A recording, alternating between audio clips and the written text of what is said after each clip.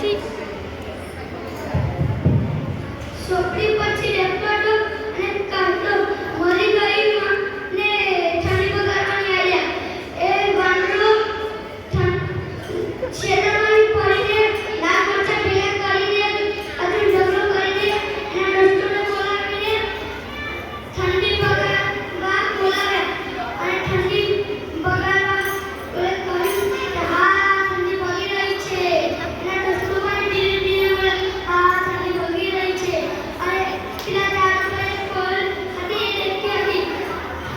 તો વાંદરાએ એટલું બોલે તમે આવું છે તાપવા બોલે કે સોરી ના મને નથી તાપવું મને મારા ઘરને ગરમી લાગે છે તો વાંદરો બોલે આ ઠંડી બગી કરીને તમને ગરમી લાગી તો વાંદરાએ કશું ના બોલે અને બોલે કે તમે પણ તમારું ઘર બનાવી લેતા હો શિયાળામાં ઉનાળામાં અને ચોમાસામાં બચી શકાય તો વાંદરાએ તો વાત ના માને અને ધીરે ધીરે કરીને ઉનાળો આવ્યો ઝાડ ઉપર ઝાડે ઝાડી ઝાડે ફરતા ફરીએ છીએ ફરીએ છીએ કે આ શિયાળાથી લડીએ છીએ હું ભૂપા હું ભૂપા હું એટલામાં ઉનાળો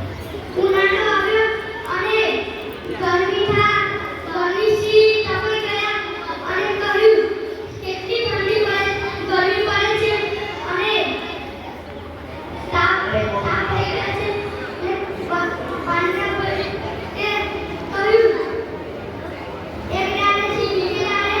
અને એક પછી બીજા દાડે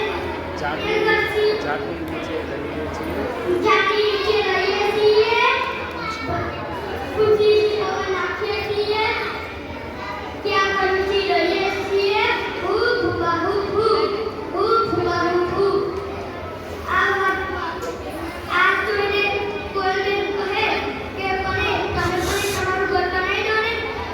તો પાનાવટો માને નહીં અને કહ્યું કે હું સારું ઘર બનાવશું તો ગોલ્ડન કહે છે એટલે મને